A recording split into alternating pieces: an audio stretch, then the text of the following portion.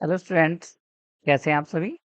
आज हम प्रश्नावली 1.3 को करेंगे। प्रश्नावली 1.3 जो है ये बहुत ही ज़्यादा इम्पोर्टेंट है। आप ये समझ लीजिए कि यूपी में हमारे 7 सेट खुलते हैं। इन 7 सेट में हमारा पेपर आता है और लगभग लगभग सभी सेट में इस एक्सरसाइज को आपका क्वेश्चन मिलेगा। तो इसमें सिर्फ आपके 3 ही क्वेश्चन है, बाकी एग्जाम्पल्स हैं। और अदर बुक से आप करोगे तो इसमें बहुत सारे क्वेश्चंस आपको मिल जाएंगे। तो जिसमें पहला ही क्वेश्चन आपको दे दिया गया है कि सिद्ध कीजिए कि √5 एक अपरिमेय संख्या है। तो स्टूडेंट, पहले हम समझेंगे कि परिमेय और अपरिमेय संख्या क्या होती है।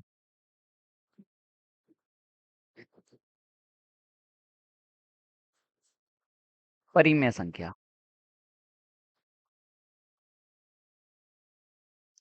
यानी वे सभी संख्याएं जो P/Q के रूप में लिखी जा सकती हैं। ठीक है। और यहाँ पर जो हर है Q, वो कभी भी 0 नहीं होना चाहिए। और दोनों संख्याएं जो हैं P और Q, ये पूर्णांक होनी चाहिए। ठीक है। जैसे आप कोई भी एक एग्जाम्पल ले सकते हैं, 1/2। तो ये कैसी संख्या है स्टूडेंट? परिमेय संख्या है। क्यों परिमेय संख्या है? यहाँ पर जो हर है 2, वो 0 के बराबर तो नहीं है। और दोनों जो संख्याएं हैं 1 और 2, ये कैसी संख्या हो गई? पूर्णांक हो गई। क्लियर? तो बस यही इंपॉर्टेंट है कि दोनों पूर्णांक होने चाहिए और जो हमारे पास हर है वो 0 नहीं होना चाहिए। दूसरी है अपरिमेय संख्याएं। फिर क्या होती हैं?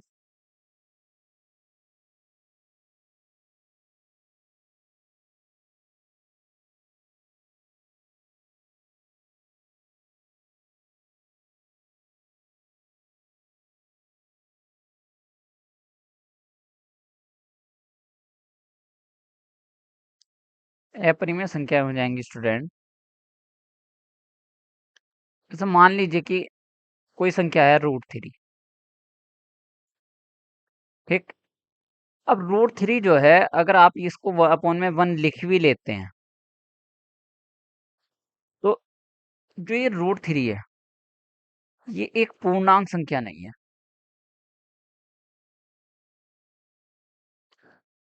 ठीक है। तो जब ये पूर्णांक नहीं है तो इस संख्या को हम P/Q के रूप में नहीं लिख सकते। ये रूप में नहीं लिख सकते।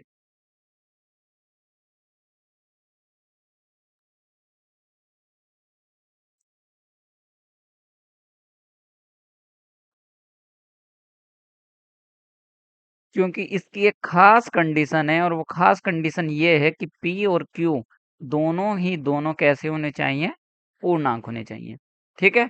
तो अब मान लीजिए कि यदि मैं एक संख्या ले लेता हूं, वर्गमूल 4। तो वर्गमूल 4 क्या है? देखने में तो ऐसे लगेगा कि ये भैया अपरिमेय संख्या है। लेकिन आप क्या कर सकते हो? 4 को लिख सकते हो 2 × 2। 4 को यहाँ लिखा जा सकता है 2 × 2। तो यहाँ से एक 2 जो है वो बाहर आ जाएगा। ठीक है। अब 2 को हम कैसे लिख सकते हैं? 2 और उसके बटे में 1। अब यहाँ पर जो हर है वो 0 भी नहीं है। अब दोनों की दोनों संख्या कैसी हैं? ये पूर्णांक है।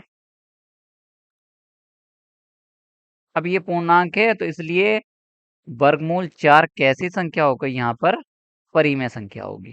ठीक है। तो यही हमें क्वेश्चन में बताना है कि पहला जो क्वेश्चन है, सिद्ध कीजिए कि वर्गमूल 5 एक अपरिमेय संख्या है। ठीक है। तो इसको समझने से पहले एक हमको थ्योरम को समझना होगा। थ्योरम 1.3। 1.3 क्या है? कि मान लीजिए P एक अभाज्य संख्या है। यदि P a² को विभाजित करती है तो P a को विभाजित करेगी, जहां पर a क्या है? धनात्मक पूर्णांक है।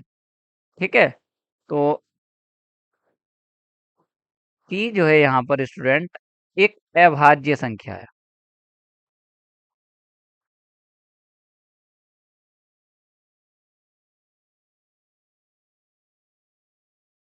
और यहाँ पर ए क्या है? ए को बताया है कोई भी धनात्मक पूर्णांक है।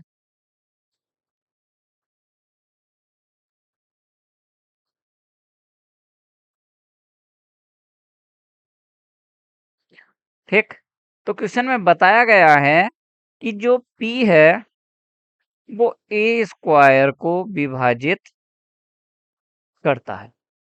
विभाजित का मतलब यदि मैं p से ए स्क्वायर को भाग दूं तो वो कंप्लीट यानी पूरा कट जाएगा, है ना। फिर उन्होंने कहा यदि ऐसी कंडीशन है कि ए धनात्मक पूर्णांक को p अभाज्य संख्या हो, तब उस कंडीशन में a को जो है p विभाजित करेगा, यानी उसके स्क्वायर को तो करेगा ही, लेकिन उस संख्या को जिसका वह संख्या वर्ग है उस संख्या को भी p क्या करेगा? भाग देगा, पूर्णतः भाग हो जाएगी उससे, यानी पूरा कट जाएगा। जैसे आप कोई भी संख्या लिख लीजिएगा, जैसे आप यहाँ से देख सकते हैं कि 6 के स्क्वायर को 2 से भाग कर सकते हैं। देखो 6 का स्क्वायर जो आएगा वो कितना आएगा? 36। अब जब 36 को हम 2 से भाग देंगे तो 18 बार चला जाएगा, है ना। तो आप यहाँ से देख सकते हैं कि 6 को भी 2 क्या करेगा? भाग देगा। कितनी बार चला जाएगा? 3 बार चला जाएगा। और यदि मैं 6 के स्क्वायर की बात करूं तो वो 36 होगा, और 36 को भी 2 से यदि हम भाग करते हैं तो वह संख्या 18 आएगी। क्लियर है स्टूडेंट? लेकिन इसकी एक खास कंडीशन है, जो अपॉन वाली संख्या है यानी हर, जिससे हम भाग देंगे वह संख्या अभाज्य होनी चाहिए, अभाज्य संख्या होनी चाहिए। ठीक है स्टूडेंट? तो रिजल्ट क्या निकला? यदि कोई भी अभाज्य संख्या किसी धनात्मक पूर्णांक के वर्ग को भाग देती है, विभाजित करती है, तो वह अभाज्य संख्या फिर उस संख्या को भी क्या करेगी? विभाजित करेगी। ये बहुत ही इंपॉर्टेंट है। ठीक है, तो ये याद रखना है आपको, क्योंकि इसका हम क्वेश्चनों में यूज करेंगे। जैसे क्वेश्चन दिया गया है कि सिद्ध कीजिए कि रूट 5 एक अपरिमेय संख्या है।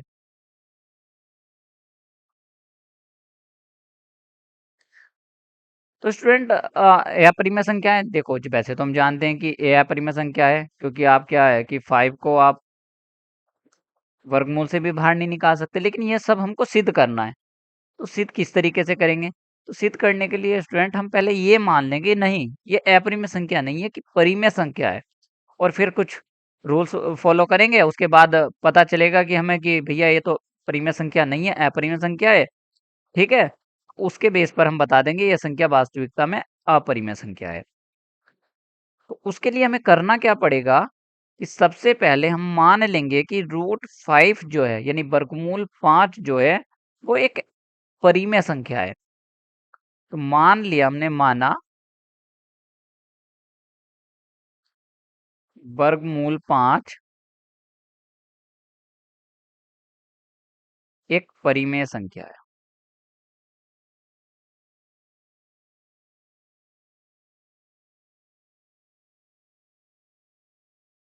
ठीक है, अब यहीं से एक रिजल्ट निकलता है कि यदि ये परिमेय संख्या है तो p अपॉन क्यू के रूप में लिखा जा सकता है इसको। अभी यहाँ पर हमने यही चीज सीखी थी कि हर परिमेय संख्या को हम p अपॉन क्यू के रूप में लिख सकते हैं। तो सेम उसी तरीके से हमने इसको क्या किया, रूट 5 को यानी वर्गमूल 5 को p बटा q के रूप में हमने इसको लिख दिया। ठीक है, अब यहाँ पर क्या होगा? q 0 के बराबर नहीं होगा। दूसरी बात, दोनों संख्या कैसी होंगी? दोनों संख्या यहाँ पर पूर्णांक होंगी। ठीक है, लेकिन इसके साथ हम एक कंडीशन और मानेंगे। वो कंडीशन क्या होगी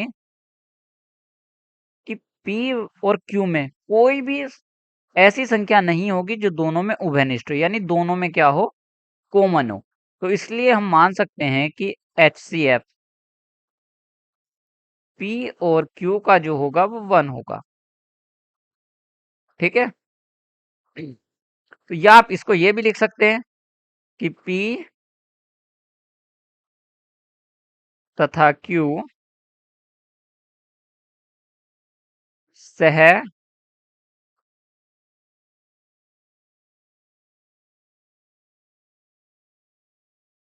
सहभाज्य पूर्णांक है।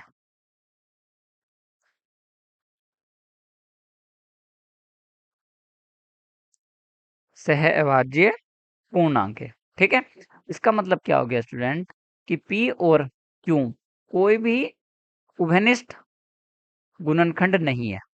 ठीक है, जैसे इसका मैं एग्जाम्पल बताता हूँ आपको। मान लीजिए कि कोई संख्या हमारे पास लिखी हुई है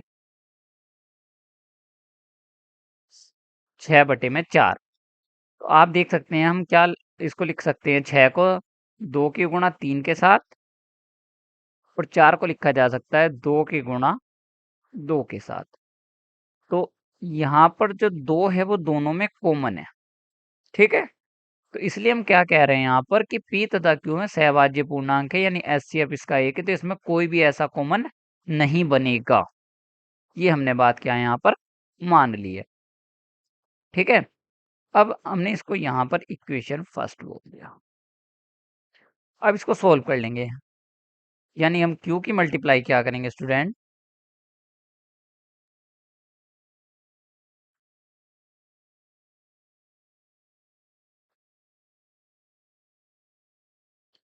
Q की मल्टीप्लाई लेफ्ट में कर लेंगे, यानी वर्गमूल 5 से Q की मल्टीप्लाई हो जाएगी। यदि यहाँ से हम क्रॉस मल्टीप्लाई करते हैं तो क्रॉस मल्टीप्लाई होगी तो ये हो जाएगा वर्गमूल 5 Q बराबर में P।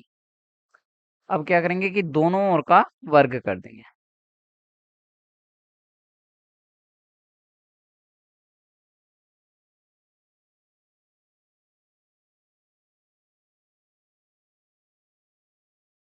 दोनों ओर का वर्ग करने पर तो यहाँ से ये हो जाएगा वर्गमूल 5 का होल वर्ग, और यहाँ से हो जाएगा P का वर्ग। और ये जब हम वर्ग करेंगे तो दोनों के वर्ग को स्टूडेंट हम यहाँ पर इस तरीके से अलग अलग लिख सकते हैं। अब ये जब दोनों का वर्ग होगा तो ये तो हो जाएगा 5 हो जाएगा, क्योंकि वर्ग से जो है वर्गमूल हट जाएगा, इंटू Q² बराबर P²। ठीक है, इससे क्या रिजल्ट मिला, यानी जो P² है वो बराबर है किसके, 5 गुणा Q² के। तो इसका मतलब तो ये हो गया कि 5 जो है वो P² को भी भाग करेगा, है ना, और Q² भी P² को भाग करेगा, यानी P² जो भी संख्या होगी वो 5 से भाग हो जाएगी। ठीक है, तो हम इसको लिख सकते हैं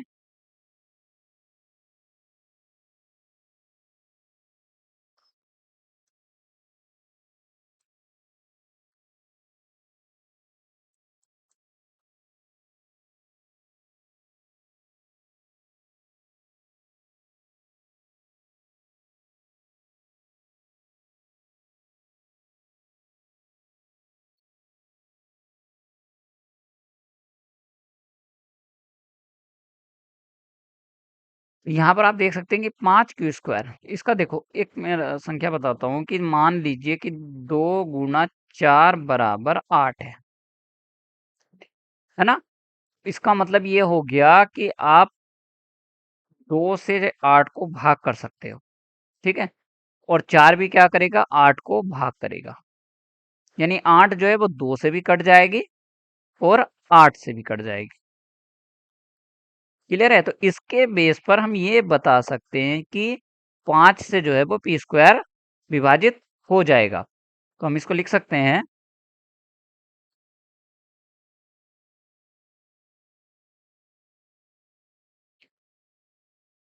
यहाँ पर लिख देंगे हम कि 5 जो है वो P² को विभाजित करता है।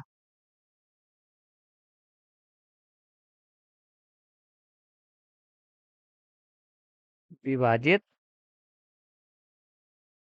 करता है। ठीक है। अभी एक थ्योरम बताए थे, 5 कैसी संख्या है? 5 अभाज्य संख्या है। अभी जस्ट पहले ही हम थ्योरम बताए थे यहाँ पर कि कोई संख्या p अभाज्य संख्या है तो p यदि a स्क्वायर को विभाजित करता है तो फिर वो p a को भी विभाजित करेगी। तो हम यहाँ से लिख सकते हैं कि 5 p को भी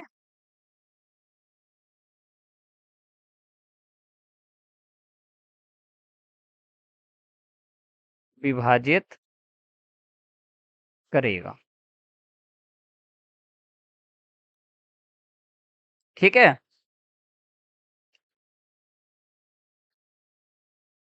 अब स्टूडेंट यहाँ से एक इम्पोर्टेंट बात निकल कर आती है कि जब p 5 जो है वो p स्क्वायर को विभाजित करेगा, कुछ ना कुछ बार तो काटेगा। जैसे मान लीजिए कि कोई संख्या है, मैंने लिख दी ऊपर 10 और नीचे संख्या लिख दी 5। अब 5 जो है वो 10 को भाग करता है। कितनी बार करता है? 2 बार। ये 2 बार पूर्णतः इसको भाग करेगा ये। अब जैसे और संख्या ले लेते हैं, यहाँ पर 15 है, 15 को यदि हम 5 से भाग करें तो आ जाएगा 3, है ना? तो भागफल कितना आया? 3। तो स्टूडेंट जब 5 जो है वो p स्क्वायर को विभाजित करेगा,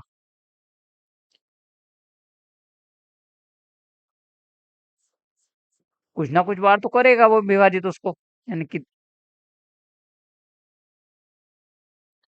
इसलिए हम क्या करेंगे यहाँ से कि मान लेंगे, माना p बराबर 5c और c क्या रहेगा? यहाँ पर पूर्णांक रहेगा। इसका मतलब हो गया कि 5 से जब हमने p को भाग किया तो वो कितनी बार भाग हुआ, यानी भागफल कितना आया? c आया। और आपको पता है वो कोई ना कोई तो पूर्णांक होगा। ठीक है। इसको आप बोल सकते हैं यहाँ से, ये हो जाएगा आपका इक्वेशन नंबर सेकंड, ये हो जाएगा आपका इक्वेशन नंबर थर्ड।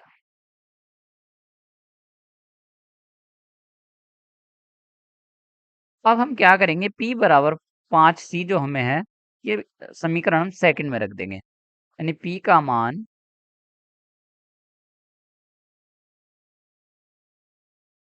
समीकरण 2 में रखने पर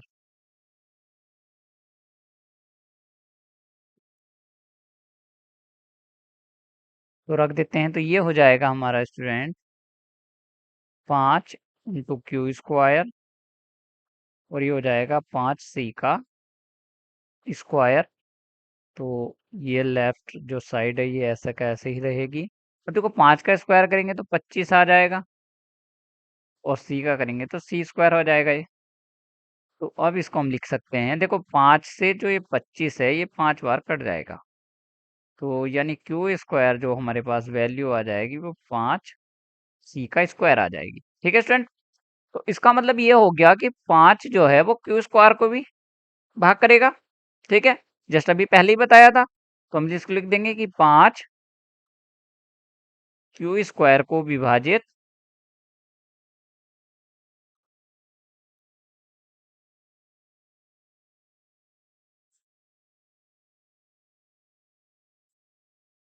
करता है। ठीक है। इसलिए हम क्या करेंगे यहाँ पर प्रमेय 1.3 का फिर से यूज कर लेंगे कि 5 क्यू को भी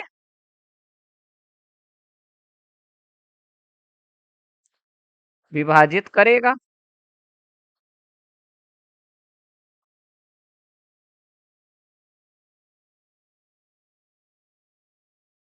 ठीक है। अब देखो स्टूडेंट, जब ये क्यू को विभाजित करेगा तो फिर वही तरीका कि क्यू को हम क्या लिख सकते हैं, 5 इंटू सी। नहीं, सी के स्थान पर आप कोई भी अदर संख्या ले लें इस बार, 5 इंटू के। और जहां पर के क्या है, के है यहाँ पर स्टूडेंट पूर्णांक।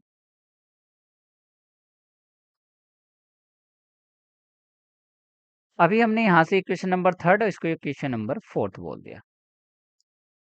अब दोनों से रिजल्ट समझते हैं कि कितना इंपॉर्टेंट रिजल्ट हमको यहाँ से मिल गया। यानी p एक ऐसी संख्या है जिसको हम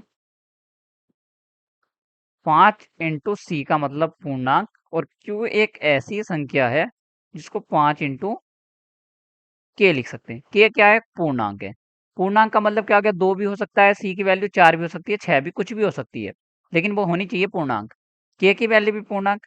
यदि मैं इसका स्टूडेंट यहाँ से एचसीएफ फाइंड करता हूँ पी और क्यू का, तो आप यहाँ से देख सकते हो कि एचसीएफ में 5 तो आएगा ही आएगा। हो सकता हो कि और भी संख्या इनमें से कॉमन आ जाए, लेकिन मिनिमम 5 तो आएगा ही आएगा, कम से कम 5 आएगा। ज्यादा से ज्यादा और भी संख्या आ सकती है। लेकिन हमने क्या बताया था शुरू में, आप इधर देखो कि इनका एचसीएफ 1 है। यानी इन दोनों में कोई संख्या ऐसी नहीं है जो दोनों को विभाजित करती हो। और जबकि हमारा जो रिजल्ट आया है, वो रिजल्ट आया है कि 5 एक ऐसी संख्या है जो p को भी विभाजित कर रही है और वह q को भी विभाजित कर रही है। ठीक है, तो इसका मतलब तो ये हो गया कि जो हमने माना था वो गलत अजम्पशन हो गया। तो हम यहाँ से बता सकते हैं कि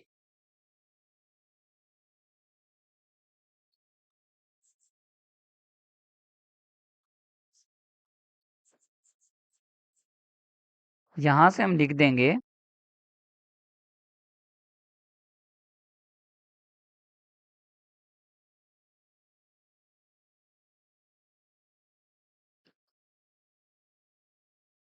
समीकरण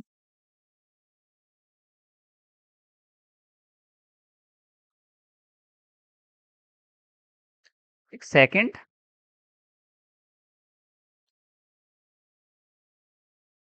सेकंड और तो नहीं, थर्ड और फोर्थ से। समीकरण थर्ड और यानी 3 और 4 से हमको क्या रिजल्ट मिला? एस सी एफ पी और क्यू का हमको 5 तो मिल ही गया, कम से कम 5 मिल गया। ठीक है, तो आप ये इसको लिख सकते हैं, यहाँ पर 5 ना लिखे क्योंकि और भी कॉमन हो सकती है चीजें इसमें। आप इसको ऐसे लिख सकते हैं, समीकरण 4 और 5 से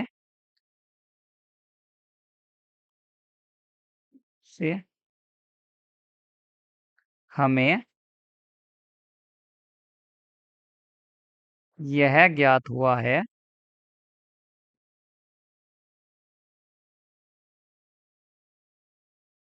कि P और Q, ठीक है, हमें क्या ज्ञात हुआ है कि P और Q, यानी ये P संख्या है और Q संख्या है, P और Q में उभयनिष्ठ गुणनखंड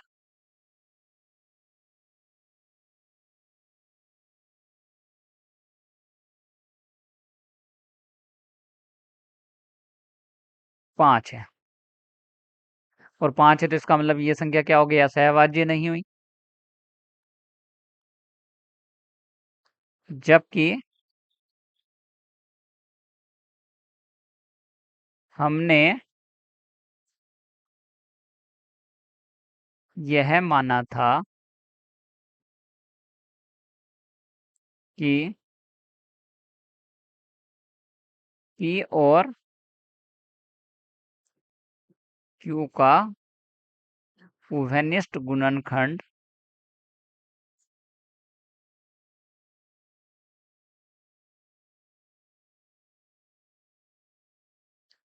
एक है। ठीक है, एक माना था, तो इसलिए हमारे द्वारा जो कल्पना की गई थी वो गलत है। अतः नहीं, इसलिए वर्ड का यूज करेंगे आप, इसलिए हमने जो कल्पना की थी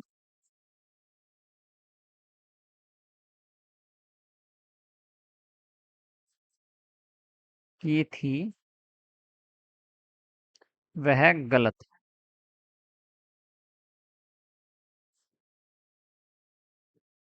क्या गलत है?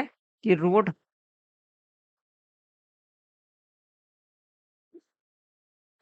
5 एक परिमेय संख्या नहीं है। तो इसका मतलब क्या हो गया स्टूडेंट कि √5 एक अपरिमेय संख्या है।